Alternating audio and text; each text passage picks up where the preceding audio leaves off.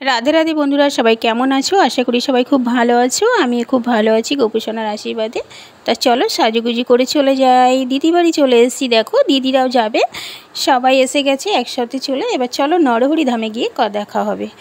দেখো আমি নরহরি ধামে চলে এসেছি। দেখো নরহরি ধামে আজকে ঝুলন পূর্ণিমাতে কত সুন্দর সাজিয়েছি রাধা গোবিন্দকে, তা তোমাদেরকে শেয়ার করলাম। এরপরে আমি যাব জন্মস্থানে। তোমরা ভিডিওটা দেখতে থাকো, কেউ কোথাও যাবে না, নবদ্বীপের ঝুলন যাত্রা দর্শন করতে পারবে আমার ভিডিওর মাধ্যমে।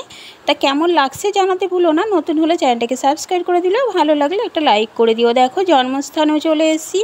জন্মস্থানে দেখো রাধা গোবিন্দকে কত সুন্দর করে সাজিয়ে চলেছে। আমাদের নবদ্বীপ সবসময় সুন্দর, এখন তো ঝুলন পূর্ণিমায় আর এক নতুন রূপ। কেমন লাগছে তোমাদের ভুলো না কিন্তু জানাতে। তারপরে দেখো চলে গেলাম গোপাল সোনার দোকানে। এখানে দেখো প্রচুর গোপাল সোনা আছে, আমার তো খুব ভালো লাগে, দু চোখ ভরে দেখি। কিন্তু গোপাল সোনার দোকানে আসার একটাই কারণ, আমি আমার গোপাল সোনার জন্য একটা দোলনা নেব। তা দোলনা তো ফাইনালি নিয়ে নিয়েছি, বাড়িতে গিয়ে দেখা। তো দোলনাটা একটা সারপ্রাইজ থেকে গেল। বাড়ি থেকে আমি গোপাল সোনাকে বসিয়ে তোমাদেরকে ভিডিও শেয়ার করব। তা তোমরা কেউ কোথাও যাবে না, পুরো ভিডিওটা দেখবে, খুব ভালো লাগবে। তো চলো আমি বাড়িতে গিয়ে তোমাদের সাথে আবার কথা বলবো। টাটা গোপাল সোনারা, চলো বন্ধুরা।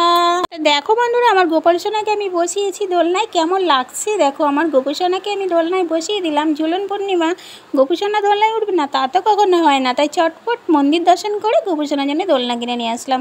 কেমন লাগছে বলো তো বন্ধুরা। তা দেখা হচ্ছে আবার পরের ভিডিও, নতুন একটা ভিডিও নিয়ে। টাটা।